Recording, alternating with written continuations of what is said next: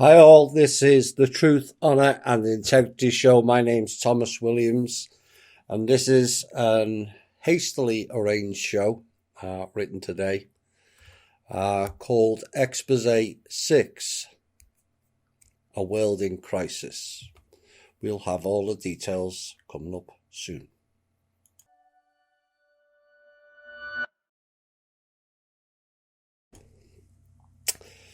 Right, here we go.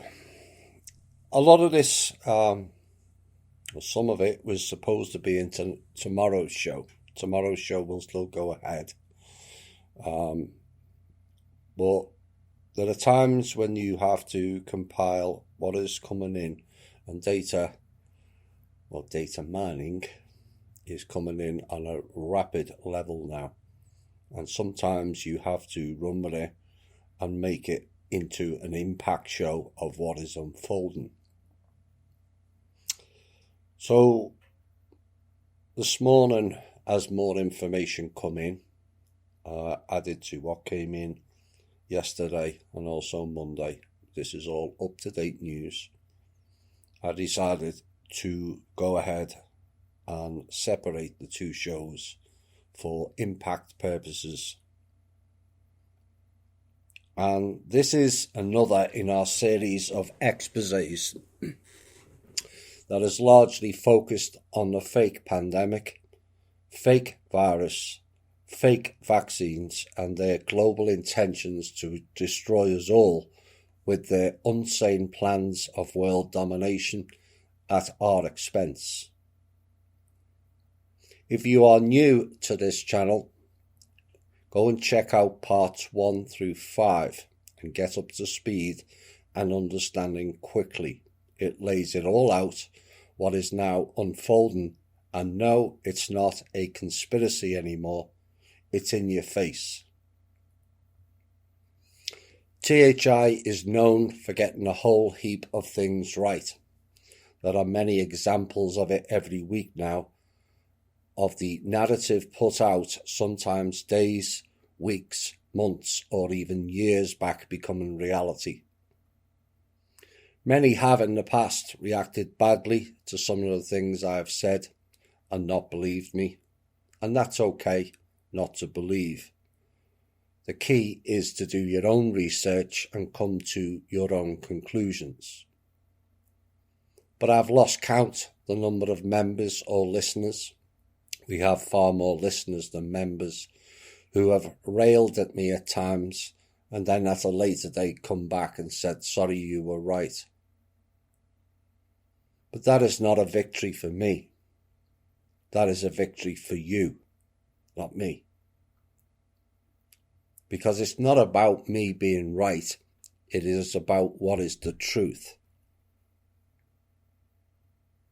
Most of our truth is unpleasant. There are many, many things that I hoped I was wrong on, trust me.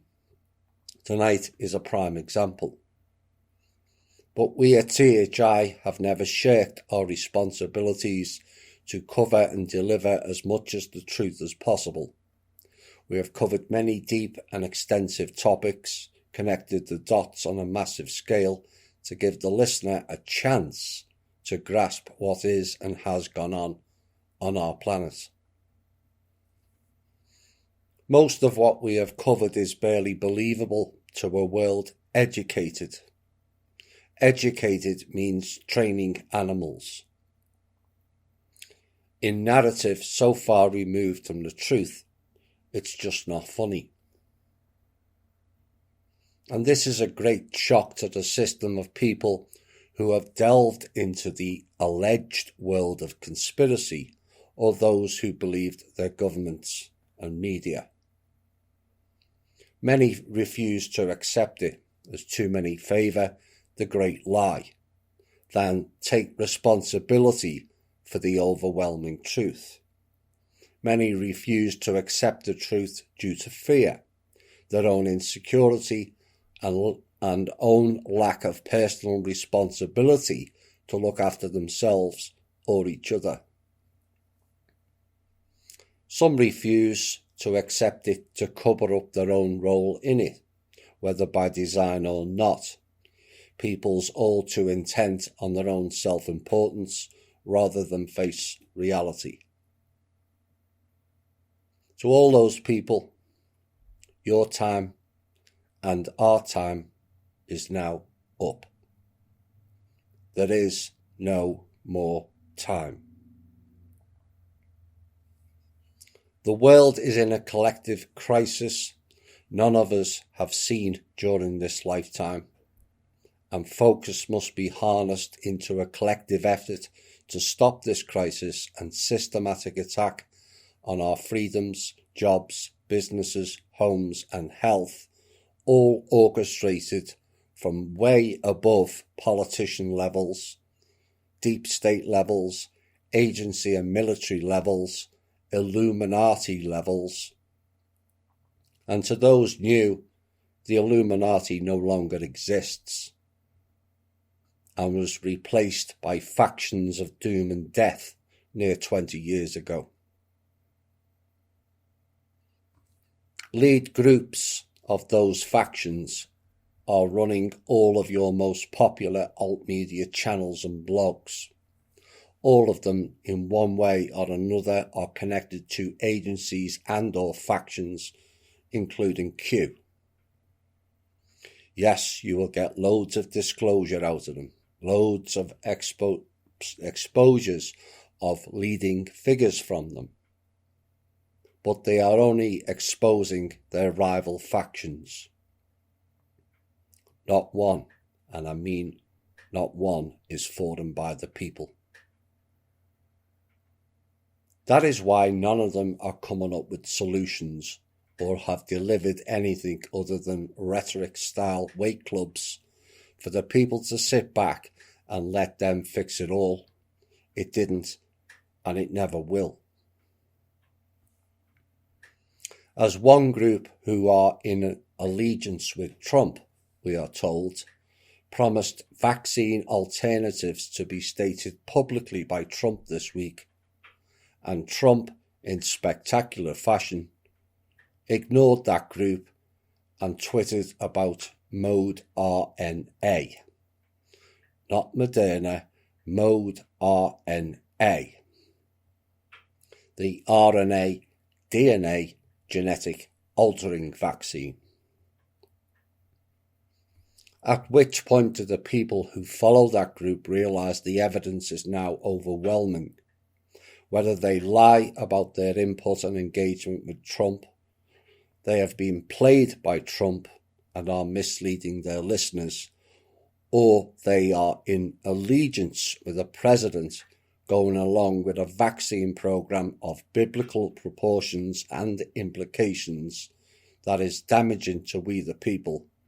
There are no other alternatives. How many Trump will announce this, that or the other this week will it take before the people start to question it? How many has he announced? The answer to the question is 0. Not once has Trump done what that group has stated. Not one. He did none whilst I work for that group either. So let's ignore the split, shall we, and focus on facts. The questions of whether the trust funded the lockdown and the vaccines remains inconclusive, as any attempt to ask valid questions is returned with a volley of personal abuse and attacks on me. But the timing of the funding, both in March and this week, remains suspicious, and we have every right to question without being subjected to the levels of verbal abuse I received publicly this week. Mistakes can be made, and they are lessons to learn, but other people should not be subject to the mistakes made by an individual or a group. The covering up of mistakes leads to lies, distortions, and other damaging aspects that should be faced only by the individual or the group, not the collective. all mistakes can be corrected, providing those make them own up to it. Only then can a solution be garnered to correct it. The truth never fears investigation. Those are the facts. Take them or leave them. Right, let's get into the show. I guess the BBC in the UK and others didn't like the RNA and DNA pieces we covered initially in May, but again in a recent show, and also is now spreading fast around the internet, that they felt they needed to counteract it with this piece this week. And they said, one of biology's biggest mysteries has been solved using artificial intelligence, experts have announced, predicting how a protein folds into a unique three-dimensional shape has puzzled scientists for half a century. The London-based AI lab called DeepMind has largely cracked the problem, they say, and say the organisers of a scientific challenge have now gained a better understanding of protein shapes that could play a pivotal role in the development of novel drugs, that word again, novel, to treat disease. And the advance by DeepMind is expected to accelerate research into a host of illnesses, including COVID-19. DeepMind being the operative word.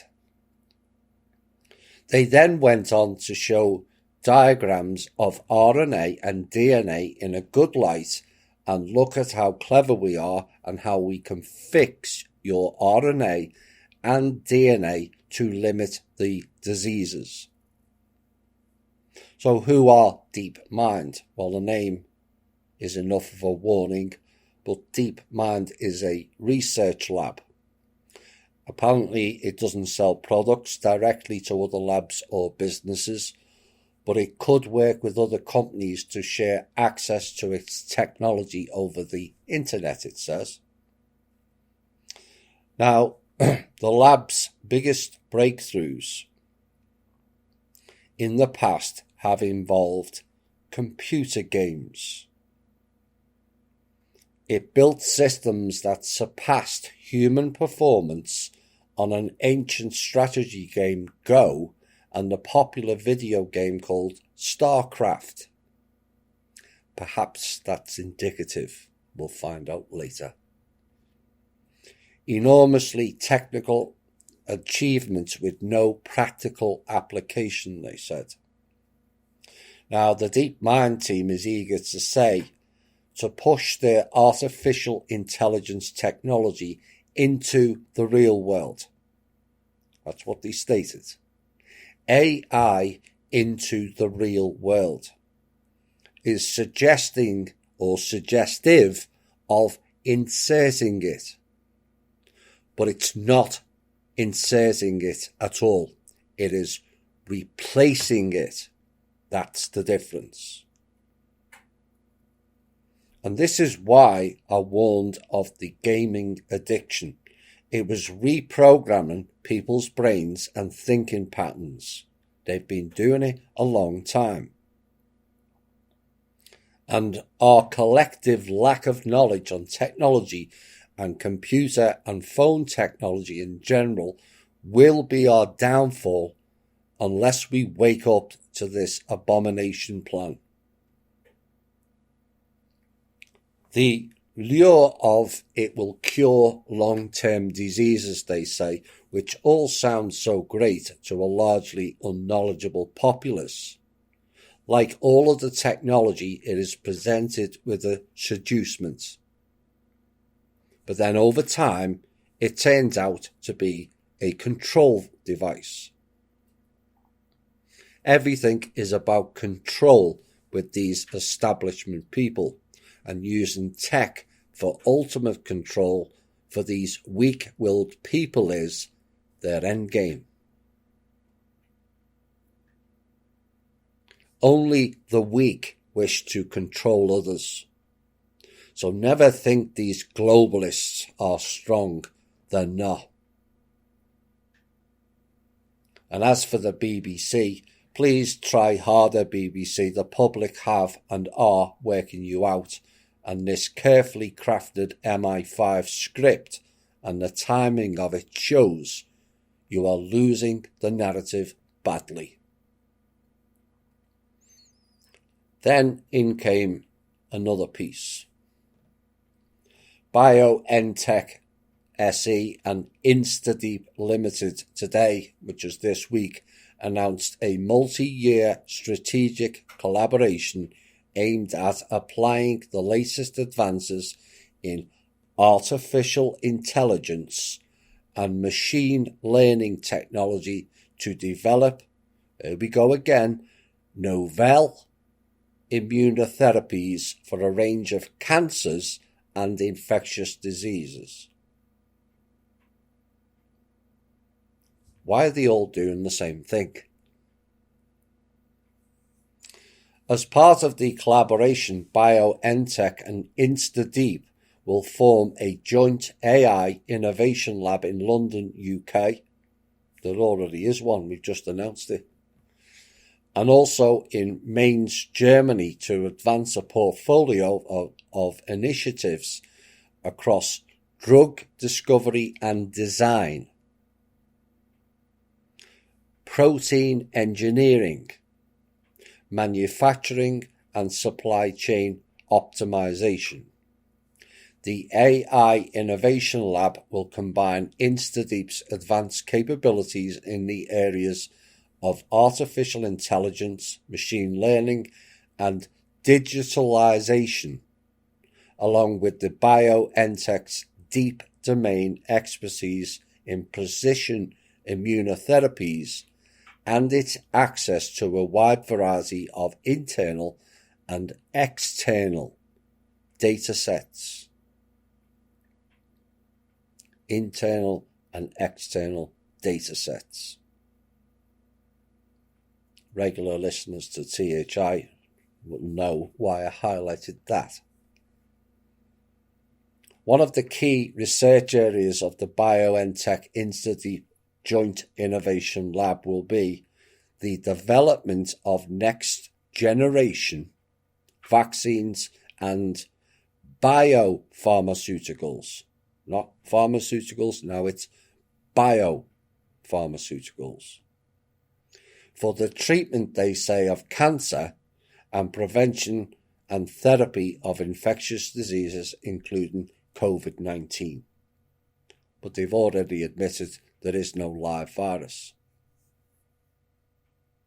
It's the same thing again, the seducement of ending diseases to carry on with the AI and bioengineering of what will remain of the human population. If these people were that interested in curing long-term disease, they would not have killed the German scientist in 1927, covered up all of his research for the cure of cancer.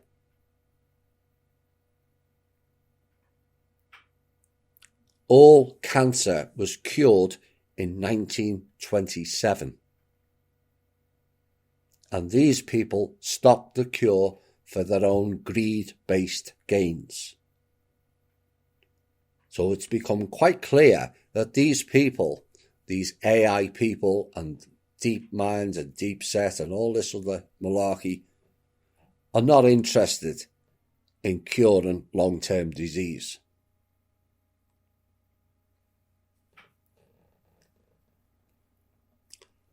Then another piece come in.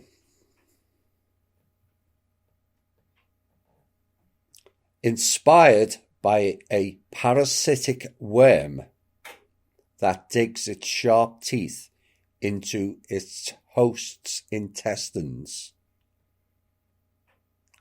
Unnamed researchers have designed tiny star-shaped micro-devices that can latch onto intestinal mucosa and release drugs into the body.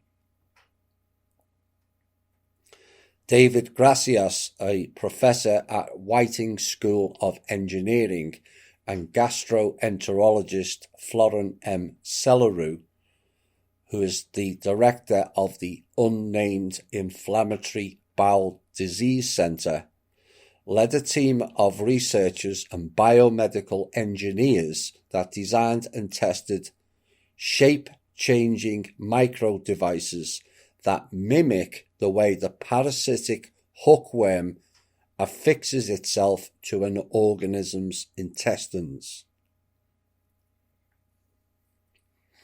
The TheraGrippers, as they're called, are made of metal and a thin, shaped changing film, then coated in heat-sensitive paraffin wax.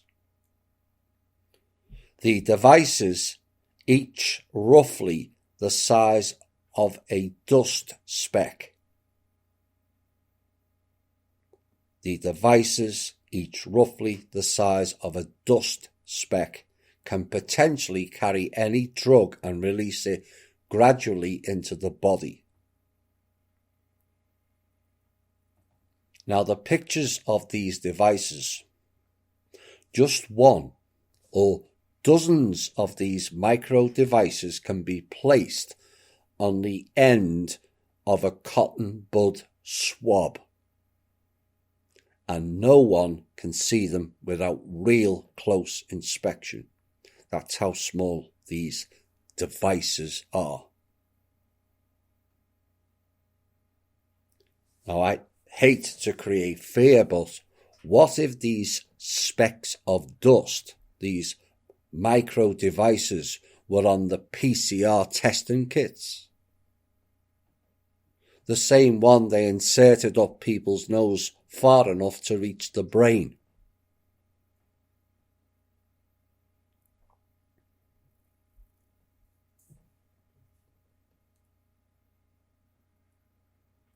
So I mentioned two unnamed groups in that piece. Who are the unnamed groups? Just one. The Johns Hopkins Center.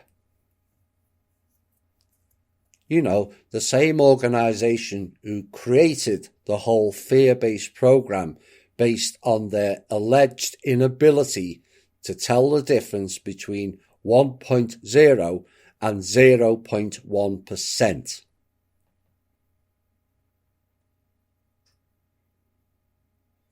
And with this evidence, it now becomes indicative that the Johns Hopkins Center is running a program against we the people.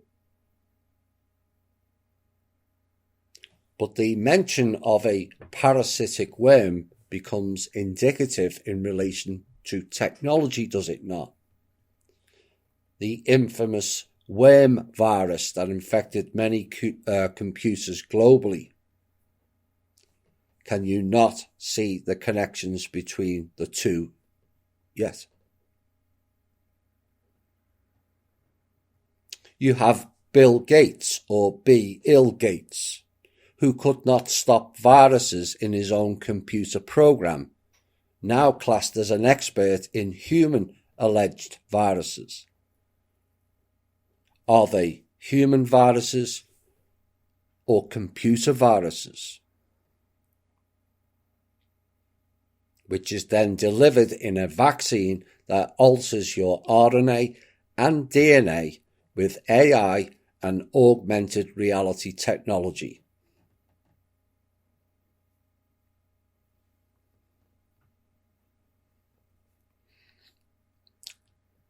Don't believe that can happen? Listen to this next story then that came in this week from SOTT.net. That is about the only website that actually gets near to the truth of what is going on. So thanks to all over there for putting out as much of the truth as possible. According to a newly published research, awful lot of research going on the same things, is it not? Malware can hack into a bioengineer's computer and replace a substring in the DNA structure that could result in the unintentional creation of dangerous toxins. Oops.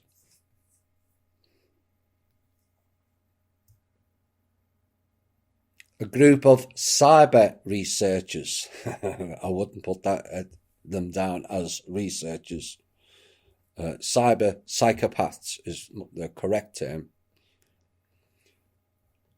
who reside at Israel's Ben Gurion University in the Negev, have discovered an end-to-end cyber biological attack. Cyber biological.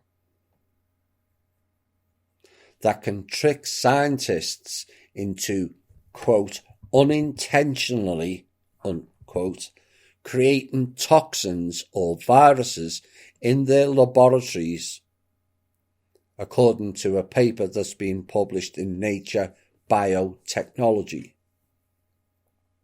Now, the research suggests that despite the belief that a criminal, it's always somebody else, needs to be in physical contact with a dangerous substance to produce and deliver it, the malware could sneak into a bioengineer's computer and substitute a short substring in the DNA structure there, so that a sequence could be, quote, unintentionally, unquote, created, launching the production of a toxin.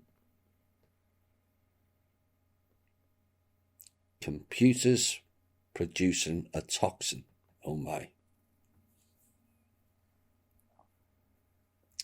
And they said to regulate both intentional and unintentional generation of dangerous substances, most synthetic gene providers screen DNA orders, which is currently the most effective line of defense against such attacks. This is according to Rami Pouzis, head of BGU Complex Network Analysis Lab. However, he said, or she said, outside the state, bioterrorists can buy dangerous DNA from companies that do not screen the orders. And he said, unfortunately, the screening guidelines have not been adapted to reflect recent developments in synthetic biology and cyber warfare. And according to researchers, the discovery was made during an experiment where they suggested what was a weakness in guidance from the US Department of Health and Human Services for DNA providers. US Department of Health and Human Services for DNA providers. We'll have more on that later. A purported breach could allow screening protocols to be circumvented using a genetic obfuscation procedure, possibly making it harder for screening software to detect the DNA that could produce the toxin. And using this technique, our experiments revealed that 16 out of 50 obfuscated DNA samples were not detected when screened according to the Best Match HHS guidelines. 1/3 not detected. Oh my. BGU scientists said that the synthetic gene engineering workflow automation, that word again, along with the potential breaches in cybersecurity could pave the way for malware to interfere with a laboratory computer to alter DNA strands.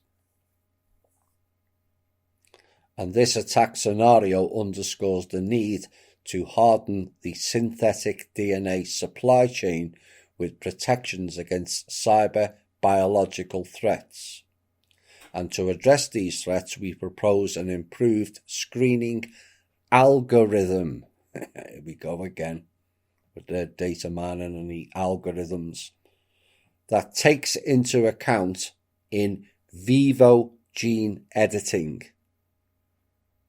Gene editing being the operative word. Editing your genes with the DNA and the RNA.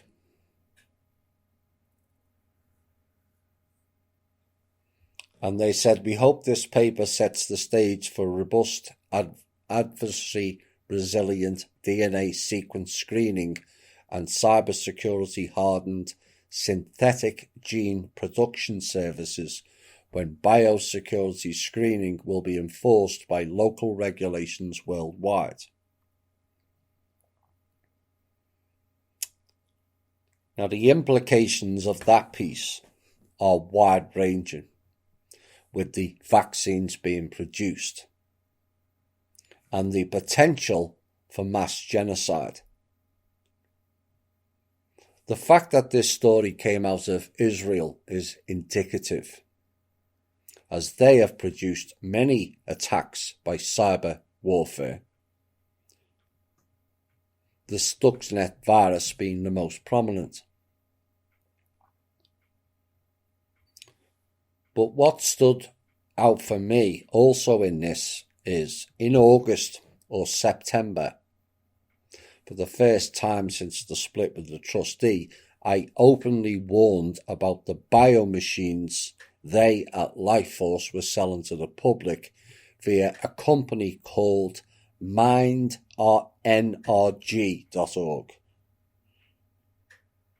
Mind. That word again. MindNRG, who are connected to Kim. And one look at their website and the wording of their devices is enough to send shivers down the spine of anyone. But these $12,500 devices, not $25,000 Lifeforce are stating, are the very machines that are capable of delivering these DNA virus attacks. I was warning about it then, and now we have a second layer of proof after I found out that those that were shipped from Hungary or Singapore had malware in it for American usage.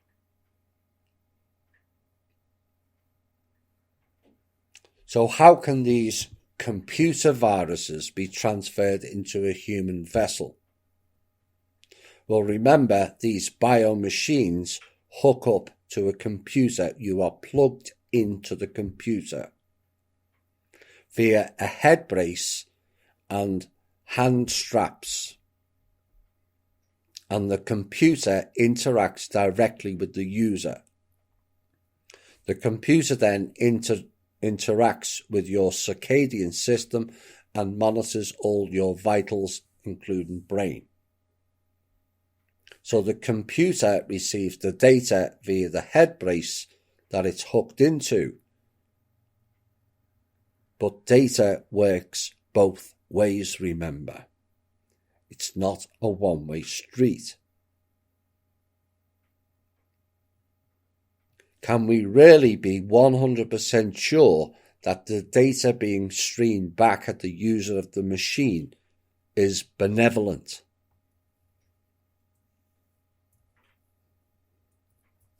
Well, clearly with this report, no, it's not. And when you throw in the app dangers, the potential malware in the TV channels package, and the digital cryptocurrency relaying wallets, perhaps I wasn't the bad or the wrong guy some have made me out to be after all.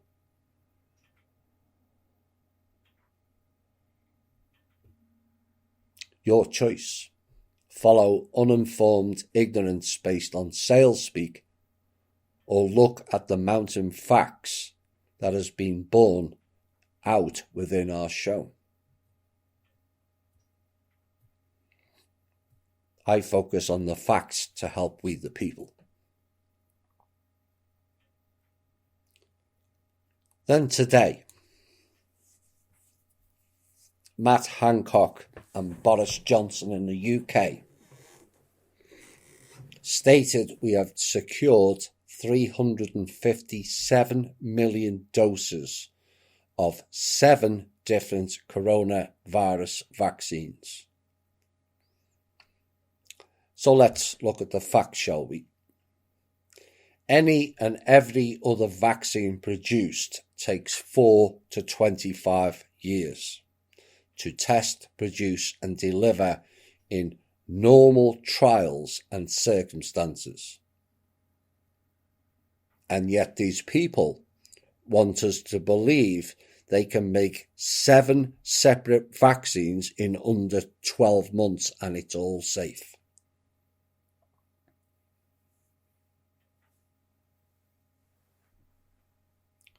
Now, to those who want to believe that, go ahead and take your poison. You are too stupid to be living in a body that is the crown of creation. Just don't bother other people who do not exhibit your levels of senility and irresponsibility. Is that harsh? No, it's not. Their own laziness and irresponsibility to rely on fake authorities who don't know their ass from their elbow to tell you what to do, when to do it and how to do it is a complete and utter waste of a vessel and a great danger to all other people. People who I might add have done their own research and come to the most obvious conclusion. This whole charade is based on fake science, fake maths, and psychopaths running an agenda-based program of control on us all. Throw in fake governments. And that's a fact. There are no governments. They're all corporations. Fake media. Fact is, there's no real media either.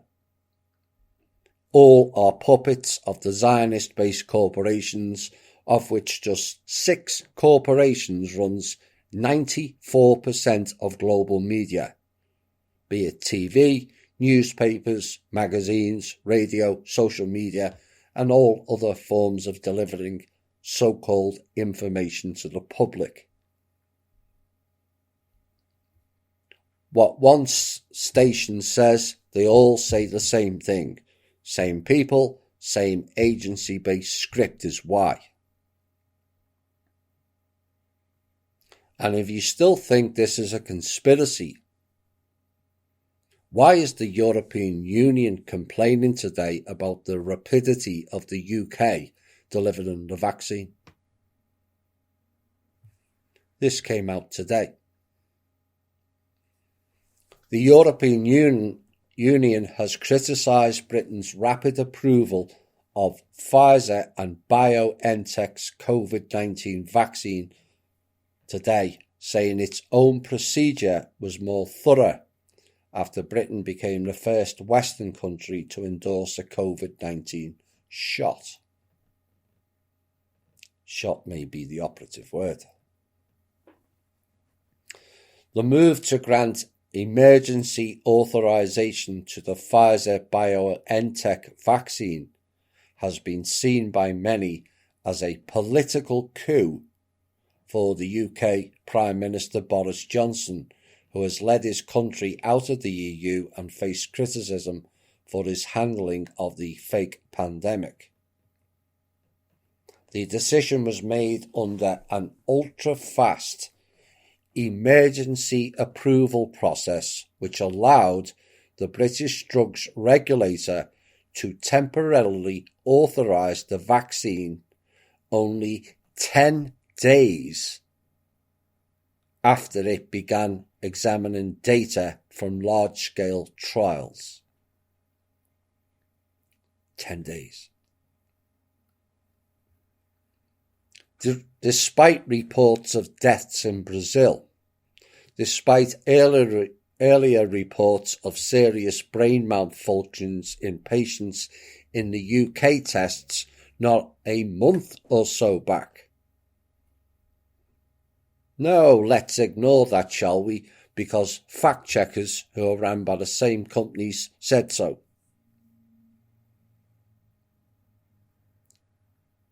Just who appointed fact checkers to be our leader of truth?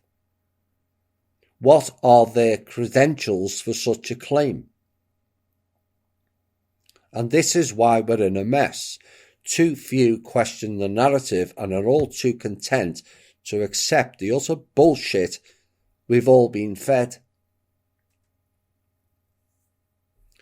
Now, in an unusually blunt statement, the European Medicines Agency, which is in charge of approving COVID-19 vaccines for the EU, said its longer approval procedure was more appropriate as it was based on more evidence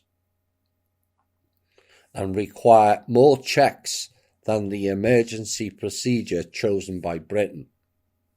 And the agency said it would decide by December the 29th whether to provisionally authorise the vaccine from the US drug maker Pfizer Inc. and its German counterpart BioNTech SE.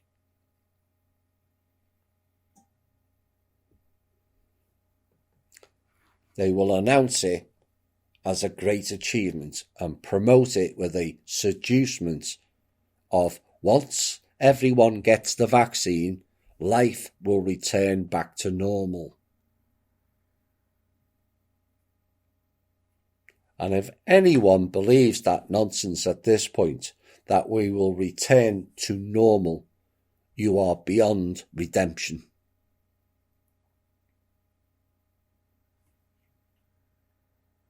They stated it would no longer be normal 7 to 8 months ago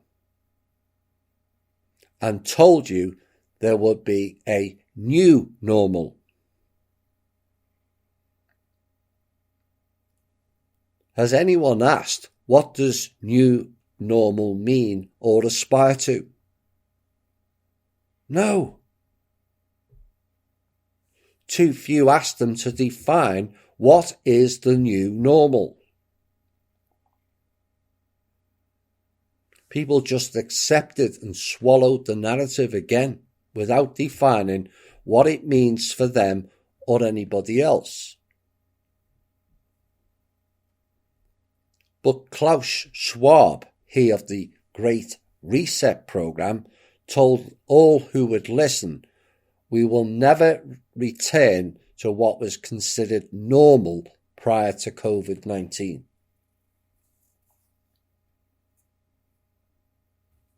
COVID-19 was designed, created and delivered for a new normal and the Great Reset. But again, we don't ask, what does the Great Reset mean for we the people?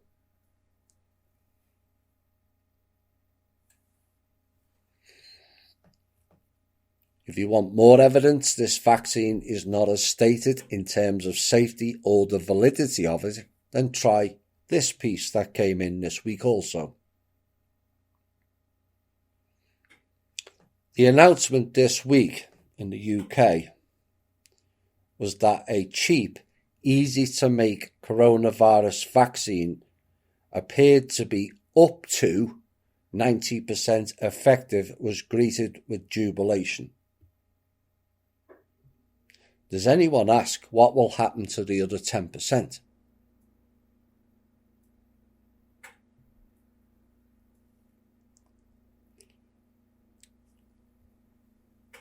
Get yourself a vaccino, a British tabloid celebrated, noting that the vaccine developed by AstraZeneca and the University of Oxford cost less than a cup of coffee.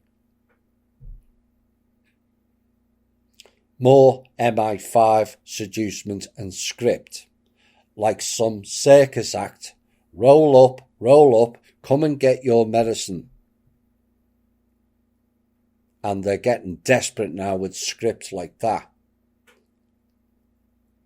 And this could end very quickly if someone stops funding the vaccines and the research.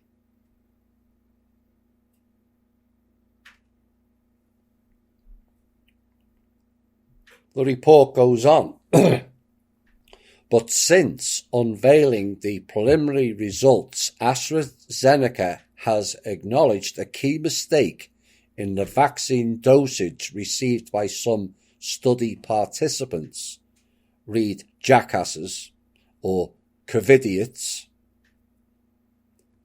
adding to questions about whether the vaccine's apparently spectacular efficacy will hold up under additional testing. No wonder they want to roll it out. Scientists and industry experts said the error and a series of other irregularities and omissions in the way AstraZeneca initially disclosed the data have eroded their confidence in the reliability of the results. Officials in the United States have noted that the results were not clear. No shit, Sherlock. And it was the head of the flagship Federal Vaccine Initiative, not the company, who first disclosed that the vaccine's most promising results, listen closely now, did not reflect data from older people.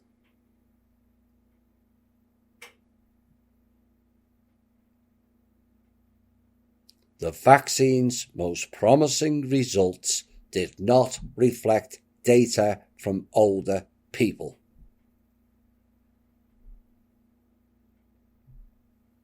So they left out data on the one group of people who have suffered the most in this fake pandemic, the elderly. And if you're listening to us for the first time, go and check out Expose 1 of what happened to the elderly, which was all deliberate. Courtesy of people like Gavin Newsom and Andrew Cuomo, who was still not arrested, despite claims by the group with a prediction rate of 0. He was going to be arrested by their alleged one-man enforcement team. And then the report says this. The upshot, the expert said, is that the odds of regulators in the United States and elsewhere quickly authorizing the emergency use of the AstraZeneca vaccine are declining. And an unexpected setback in the global campaign to corral the devastating pandemic. The upshot was it would delay. Well, they launched it within 48 hours. So much for the media predictions as well.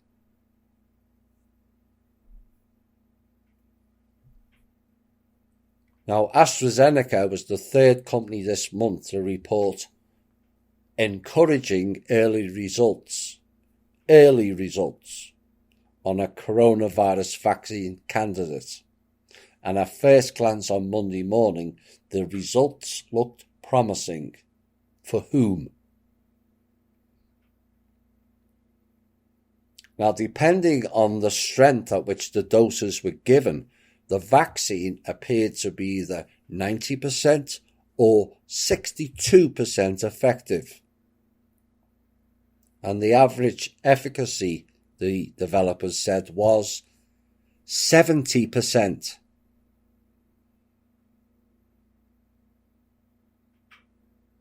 So Trump and company launch a vaccine that is damaging to 10, 30 or 38% of the people. Seriously.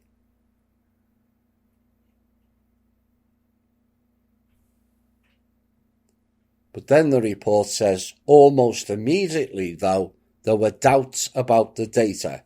No shit, Sherlock. The regimen that appeared to be 90% effective was based on participants receiving a half dose of the vaccine, followed a month later by a full dose. The less effective version involved a pair of full doses.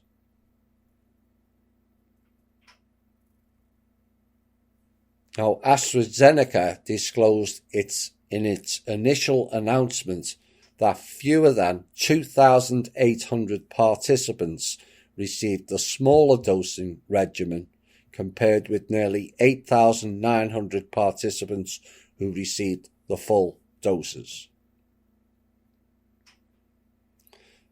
So let's break this down again, shall we? AstraZeneca are delivering a global vaccine that has only been tested on 11,700 COVIDiots volunteers, with only 10 days of data analysis. Can you believe this crap?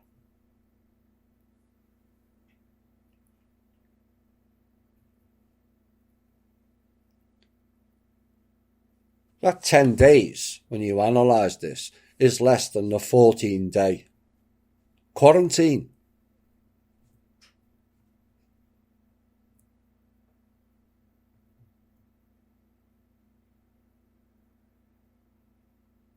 So the biggest questions that came up in the report were, why was there such a large variation in the effectiveness of the vaccine at different doses, and why did a smaller dose appear to produce much better results? I'll tell you why. Those people already have the antidote themselves, and we'll have further evidence of that later. So when asked those questions, AstraZeneca and Oxford researchers said they didn't know. Crucial information was also missing, they said. They said they didn't know, but still launched the vaccines based on not knowing the facts or evidence of why they don't actually work as well as the natural antidotes each human self-produces when a virus is detected.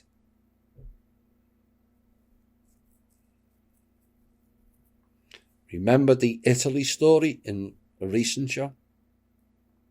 All those people who went for lung tests ended up having COVID, whatever it is, antidotes. And yet they haven't been vaccinated or given pharmaceutical drugs.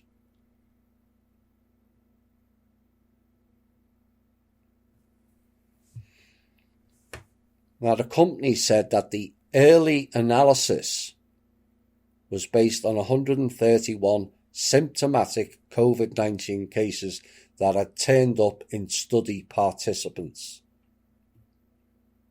But it did not break down how many cases were found in each group of participants. Those who received the half-strength initial dose and the regular strength initial dose and the placebo. And the press release raised more questions than it answered, said John Moore, who is a professor of microbiology and immunology at Weill Cornell Medical College. But then, adding to the confusion, AstraZeneca pulled the results from 2 differently designed clinical trials in Britain and Brazil, which was a break from standard practice in reporting the results of drug and vaccine trials. Why is everything a break from standard practice with this? Because it's a complete sham is why. And perhaps this is what they meant by new normal. Their normal is jackassery. And some people will blindly follow this drivel.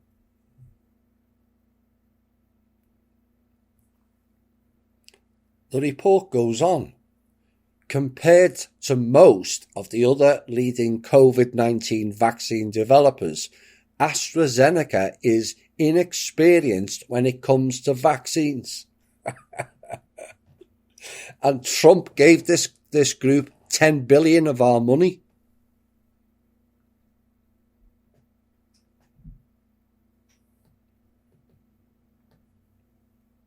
And even before the chaotic release of results, the company was under scrutiny for its handling of the testing process. In September, AstraZeneca paused clinical trials worldwide after a participant, in fact there was many, not just one, fell ill, but the company promptly announced the decision publicly. The company didn't promptly announce the decision publicly. They kept it covered up. AstraZeneca also came under fire for providing details about the nature of the illness on a private conference call with investors hosted by the investment bank JP Morgan, rather than disseminating the information to the public.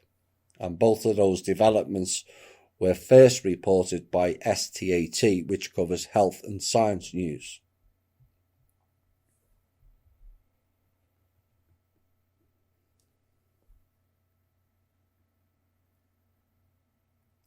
Robert Kennedy has been put up as an advocate of we the people and warning of the dangers of the vaccine, which is all very good. But one of his family members is in the Schwab Great Reset group called YoungGlobalLeaders.org.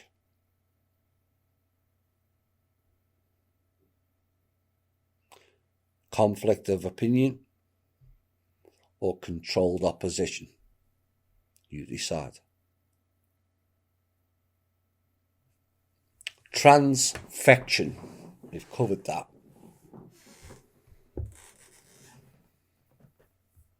The insertion into a bacterial cell of a viral nucleic acid from genetic materials such as DNA and RNA in order to cause the cell to produce the virus.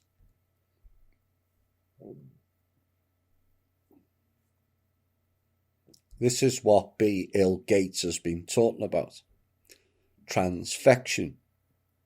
The insertion into a bacterial cell of a viral nucleic acid from genetic material such as DNA and RNA in order to cause the cell to produce the virus. This is what these vaccines do. Transfection. So where did they get the genetics from? The Human Genome Project, Ancestry.com and 1, 2, 3 and me. Oops.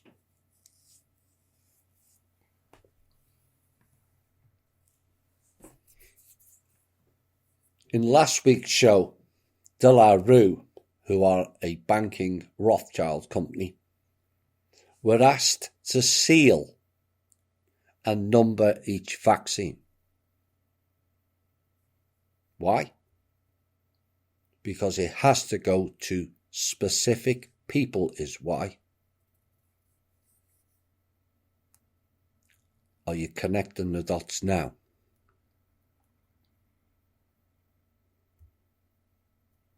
The mark of the beast is what they plan. Listen closely to this piece. One final way that's new and is promising is called the RNA vaccine. With RNA and DNA, instead of putting that shape in, you put instructions in the code to make that shape. You put instructions in the code to make that shape. Everything that I'm about to mention is currently being developed by Bill Gates, often in partnership with the CV19 Playbook, MIT, all of which is backed by the United Nations and the Rockefeller Foundation. Due to ongoing mutations with CV19, the CV vaccine currently being developed will alter our DNA through an actual synthesizing of our individual genetic code using mRNA and CRISPR technology, which acts as scissors by cutting DNA at a designated spot and removing or inserting a new sequence with an artificial code to make sure every man, woman, and child complies with the One World Order's mandatory implementations. Gates and MIT are currently developing the Human Implantable Quantum Dot Microneedle Vaccination Delivery System. It's a tattoo for the hand, which will include our identification mark and vaccination records. It needs an enzyme called luciferase in order to make it work. The transhumanist agent on every person's hand will glow with the bioluminescence of the light bearer, a chip you cannot remove with a knife. This tracking system will alter your DNA, and it's permanent. 33rd degree Freemason and occultist Manly P. Hall once wrote, quote, "The seething energies of Lucifer are in his hands." So this is urgent, and it's going to require incredible collaboration. It's going to have to go to 7 billion people. All there in his own words.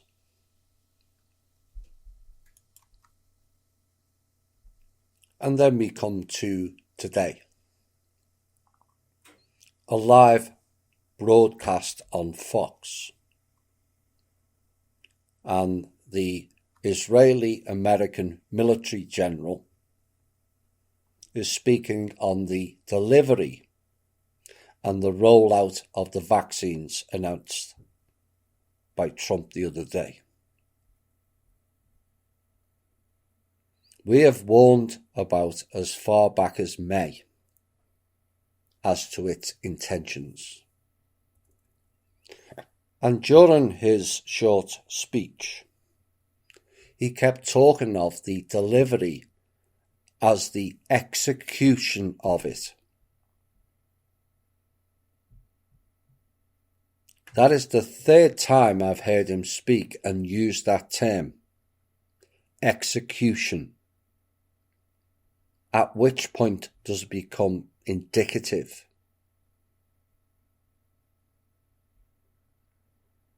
They stated they would roll it out despite anomalies to date of 90 to 62% efficiency. And they said that the FDA will have the decision to approve it. Does anyone trust the FDA, which brought us aspartame, remember, who is not even a government organisation to act right for and by the people? And then he said this delivery is being ran by the DOD, Veterans Affairs, Department of Deep State, Indian Health Service, and the Bureau of Prisons.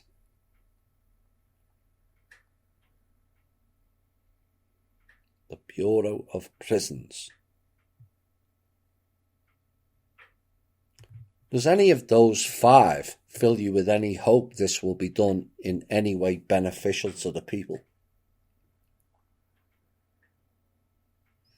And here's what's probably a stupid question, but it's also a common sense question, which is rare sense.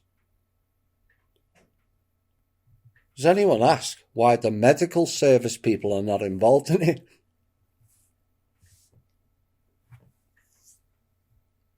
Could it be it's because they are the first guinea pigs in line to receive it? What are the implications of that? Then there was a question asked, will states track vaccines and track whether they will monitor the people who haven't got the second shot? You know what he said? He said, we have set everything from a draconian process where we sent out cards, needles, etc., and we are working at the draconian level there.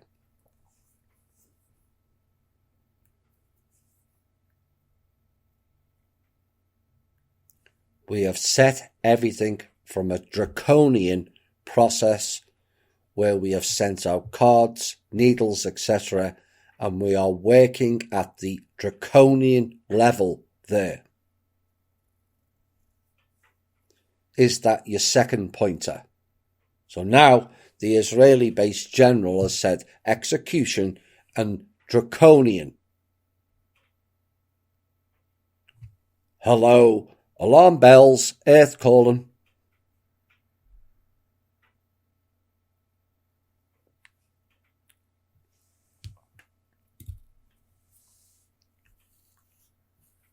What I also garnered from this press brief with the White House official is the levels of childlike questions of he said, she said has reached epic proportions now.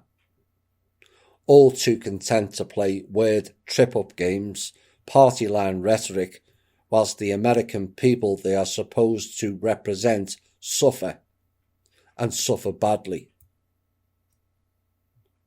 No one is asking, what are you doing to help the American people in terms of finances, businesses, homes, shelters, health or support? Not one of them. And some people want another 4 years of this shit.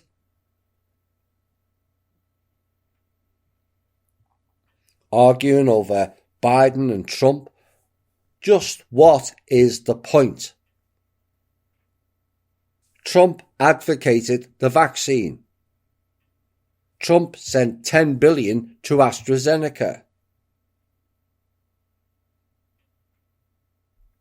And to all intents and purposes, because coincidences are too long in the tooth now, the trustee sent funds to the White House to facilitate it, whether deliberate or not. The outcome for the American people is the same. All of them have blood on their hands, in my opinion. Not one of them is operating for them by the people. Not one has spoke the truth to the people. And all have sat there in their ivory settings and done jack shit for we the people.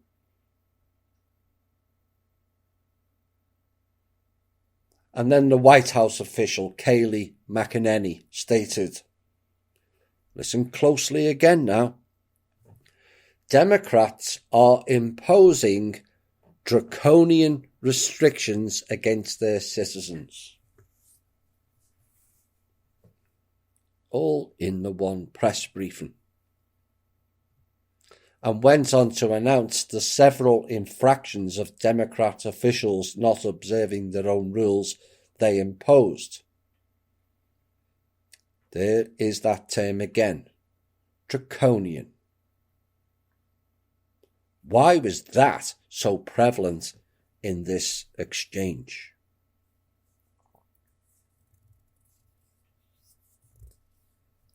When asked about whether it was responsible for Trump and team in the White House to have a Christmas celebration this year, she stated there would be a Christmas celebration in the White House and also a Hanukkah celebration as well.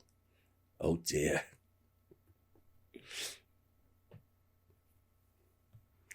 Hanukkah celebration in the White House. All hail the Zionist-led White House with resident snake out of the garden, Jared Kushner.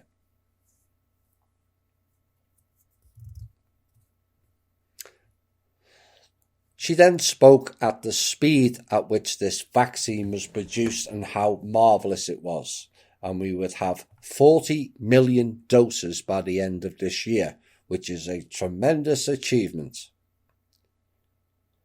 And then stated this: and having a businessman as president was the best thing, and called it the Trump vaccine. The Trump vaccine? Who's he trumping?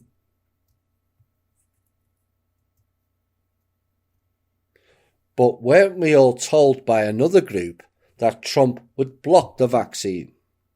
Trump was anti-vaccine, and now he has rolled it out. Are we led to believe this is another secret chess move and trust the plan? A plan that no one knows jack shit about.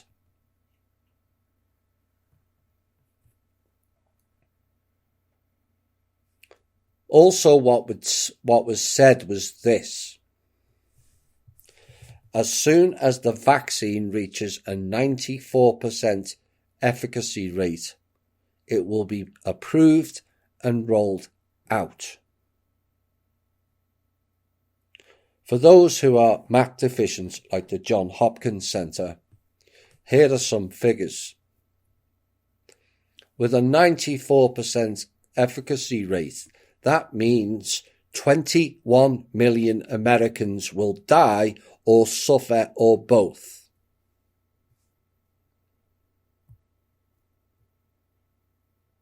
When without the vaccine,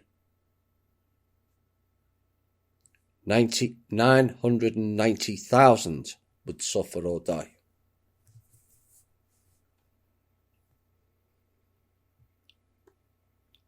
.97% of people don't die, remember.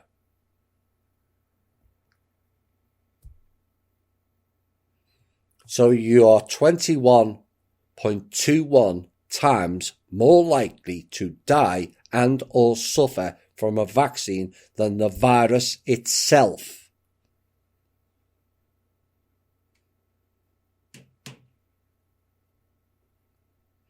In the UK, the figures are, with a 94% rate, 4,080,000 will die and or suffer. When without the vaccine, it is 204,000 who will die or suffer, based on the official statistics that 99.97% of the people survive.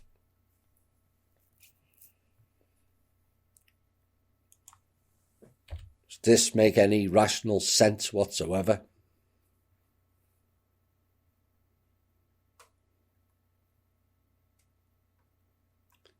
Problem, reaction, solution plays out on many levels, and I warn people we would be bribed or coerced into taking this fake vaccine. Create the problem, make everyone be in desperate need for money to exist, wait for the reaction, and people are desperate enough, then provide the solution they wanted all along. I've got reports in several locations now coming in of them offering $1,500 to people to take the vaccine. $1,500. Problem, reaction, solution at its finest.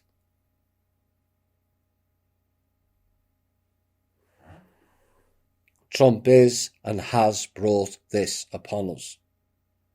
He did nothing to stop it. In fact, he told us in May the military would roll it out, all funded apparently by the trust. Whether directly or indirectly, it matters not.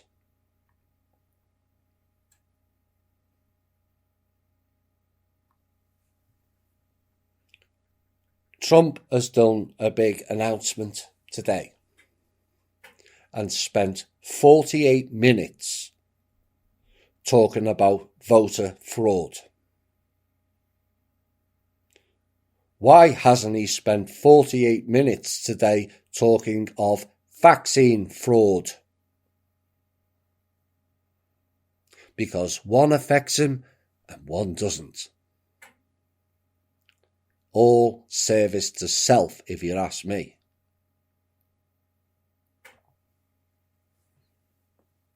Trump has sold us out with the vaccine. The evidence against it is overwhelming, and yet he still went ahead. He told us months back the military will deliver it. Is that another of the fabled secret chess moves? We have to deal in facts, not blind chess games and trust in plans that nobody knows nothing about. We have presented detailed evidence of the Johns Hopkins Centre faking the figures for cases and deaths. We have presented detailed evidence of the PCR tests of A, not being designed for COVID for a start, B, laced with a substance to create a positive test, which may have been those micro devices mentioned earlier, and C, the tests have been proven to give a 97% false positive result.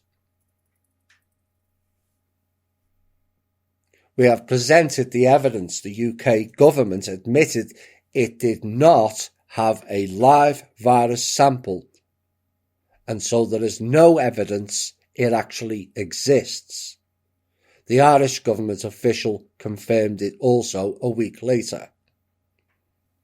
We have presented evidence of the Pfizer-BioNTech mode RNA, not Moderna, and AstraZeneca are A, being funded by criminal elites including Trump, who sent AstraZeneca $10 billion. B, the vaccine is not traditional and contains no live virus for your immune system to counteract, only genetic code. C, we have shown extensive evidence the vaccine is a DNA RNA delivery system developed by Gates to interfere with our genetics and create a luminous glow inside of us all for tracking and manipulation.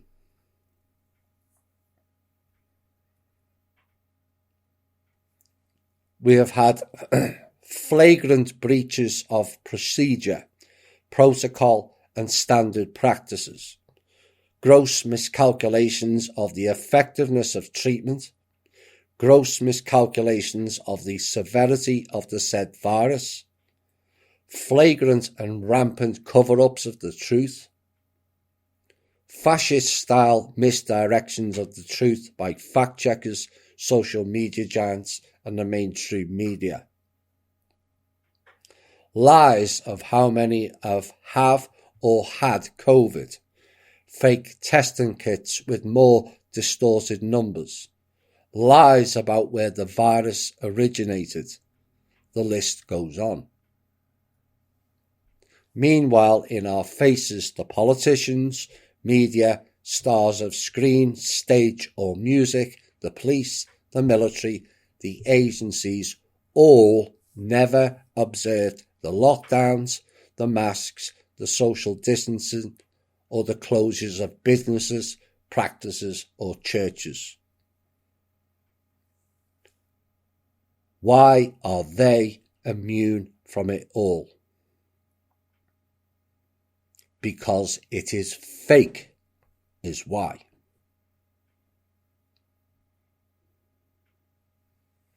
If you wish to believe Boris Johnson was ill from COVID, you are a COVIDiot. If you believe Trump doing his 3-day Jesus-style resurrection from COVID was valid, you are a COVIDiot. All of those are the facts. And the fact-checker clowns need to be rounded up and put in humanity realignment camps until they have recovered fully. And eventually, should they recover, be released back into society. Gitmo would be the best solution for them. Throw out the fake Muslim terrorists and replace them with these COVID program pushers.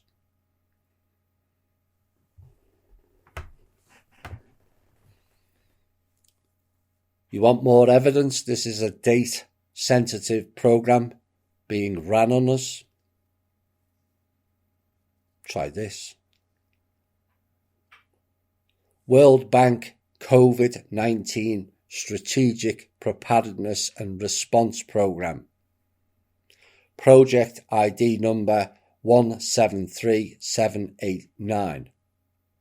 Investment Project Financing. Remember when the lockdown started? Try these dates. Expected project start date, April the 2nd, 2020. Oops. Project end date, March 31st, 2025. Oops. Final summing up.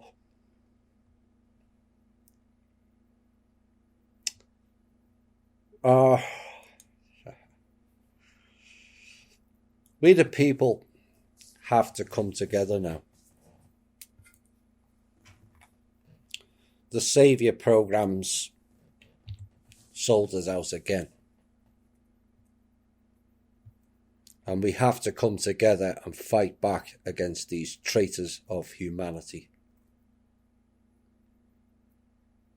This is no longer a Republican-Democrat war, a mainstream media or alt-media war, left or right war, black and white war, male or female war, or gender war either. This is a full-on war against we the people, done by all of the above mentioned earlier. And we have to focus on that now only. Humanity is now in the thick of the greatest crisis ever that decides whether our species lives on or not. Is that an over-exaggeration? No. The THI Must Listen To storybook will tell you otherwise. From the very first episode, The Future of Humanity. We are in a major crisis that is playing out now on many levels, that is about our whole existence, and I do not take that or say that lightly.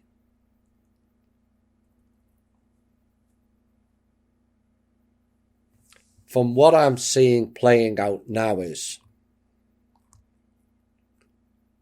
we are undergoing a hostile off-world takeover of our planet, with Earth-based minions running it, largely based on and connections to the Hebrew Anunnaki of which Marduk was one of them.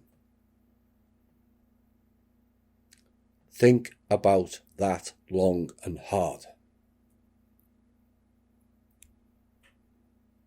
The terraforming chemtrails, the food, the infiltration of water, the drugs, the closing of all businesses except theirs, world in lockdown until you get the RNA and DNA genetic altering vaccine, the composition of the atmosphere changing.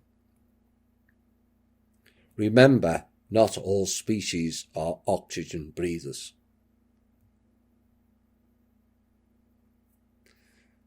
And amidst all of that, a sidekick of Marduk appears with a saviour programme that promises since May, all of which to date have failed to deliver, and Black Sun operators have all gained from the trust and no one else.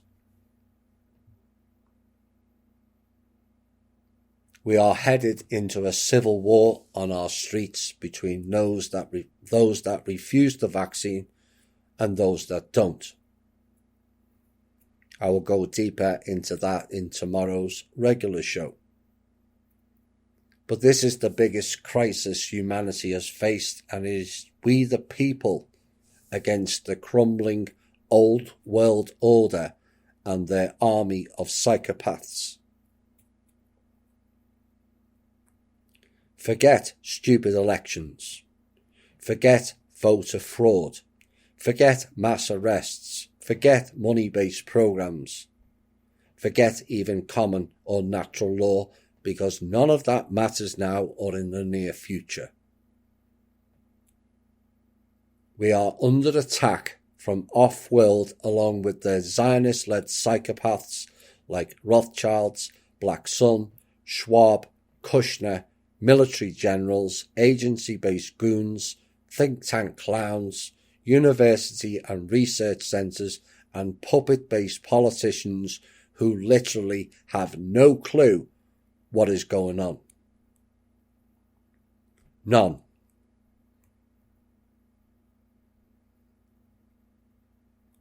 We the people now have to come together as one, or face the serious consequences of death, destruction, global tyranny, and an Orwellian world on steroids.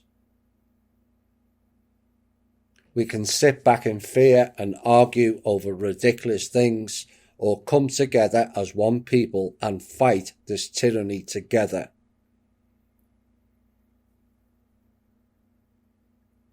Should the betrayers of THI this year gain a conscience and wish to join forces with us, then my door and ears are always open. You know who you are. Whilst you all played ego games and divisiveness, THI kept warning you of the dangers we faced that is now upon us.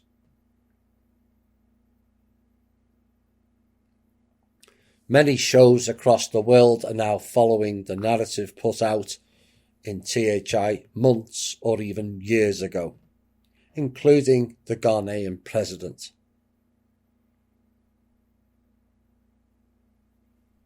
To the betrayers and game players, you can carry on playing games or be an adult and join forces.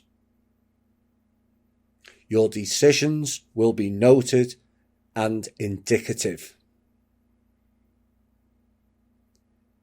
You are either with us, we the people, or accomplices to the mass genocidal chains the psychopaths have in store for us. Choose wisely, as it will be on your karma, not ours. See you all tomorrow.